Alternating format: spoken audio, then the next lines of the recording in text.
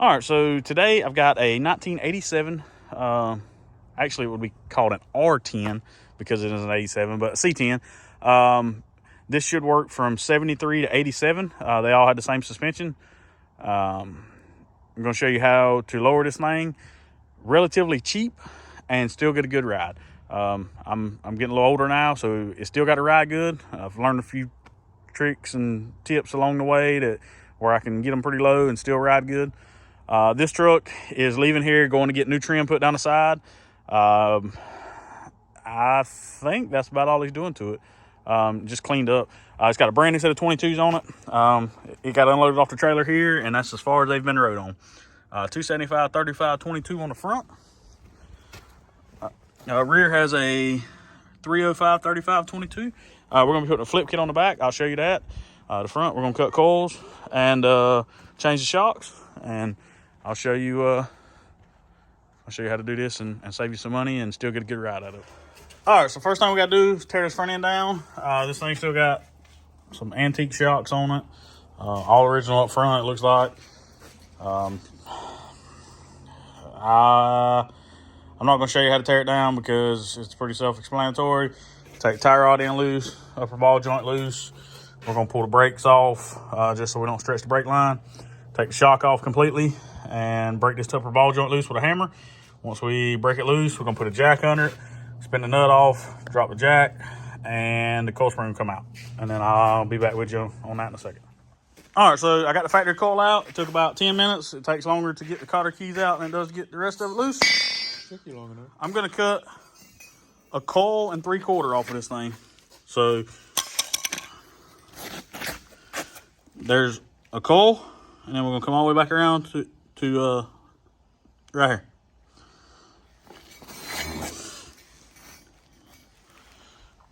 Got it? There's a whole coil. And we're going to come back around 3/4 to another one. Wrong.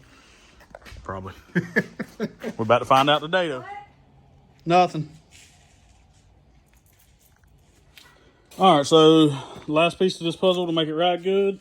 Went and got some OE Spectrum, part number 37049. It's just a factory replacement for a square body. There's plenty of travel left in the shock for the amount of drop that we got. And in my opinion, these are about the best riding ones you can buy at the parts store, because his truck rides freaking amazing with them. And I just prefer them.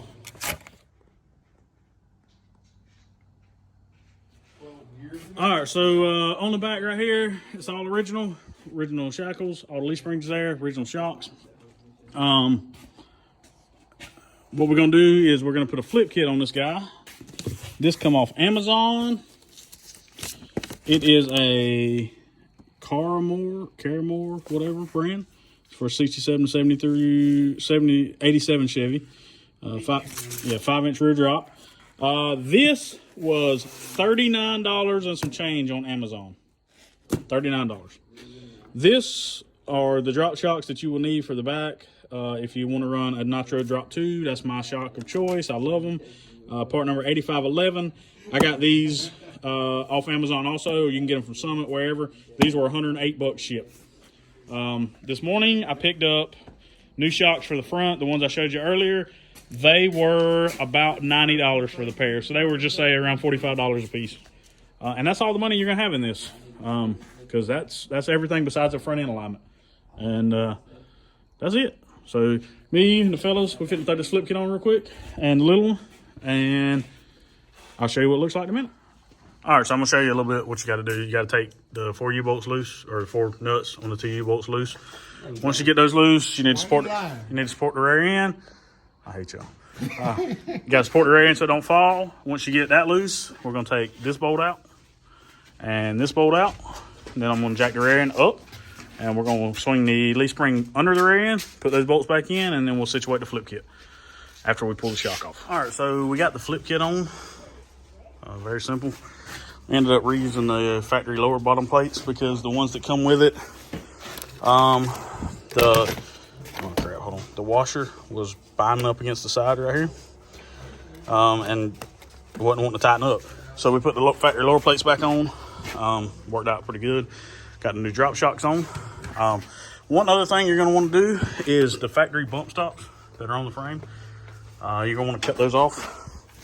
That's these right here.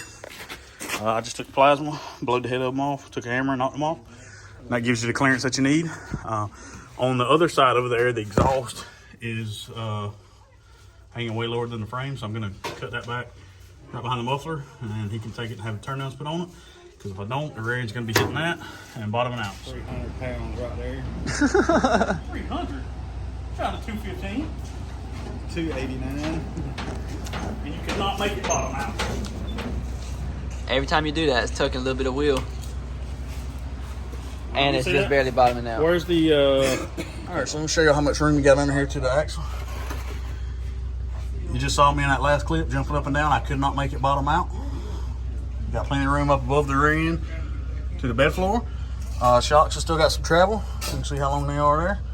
And this is 5 inches of total drop on the back. Still got a stock shackle on it. I don't know if you can see that or not. It's kind of dark. But we just test drive it and show you that it rides, still rides great.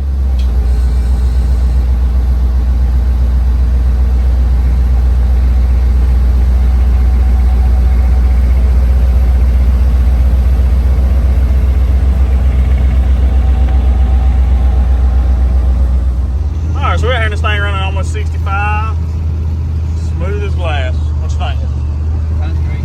It does ride great. I mean, look at the key ring right there. You can tell it ain't beating you to death or nothing. It's just gliding down the highway. Now it does need an alignment. You let go of the steering wheel, it's pulling to the left a little bit, but it was doing that before we lowered it, so I don't really think it was. I don't think it was bad, and it should align out no trouble. But for just a little bit of money, you can make your truck have this stance. Or you can bring them in, I'll do it. However you want to do it. But as long as you just get out there and lower your C10 and make it look better, that's all we after. This windshield is dirty. It's pollen season. Everything gets dirty after 24 hours of sitting still. That's your job. Yeah. Why didn't you clean the window?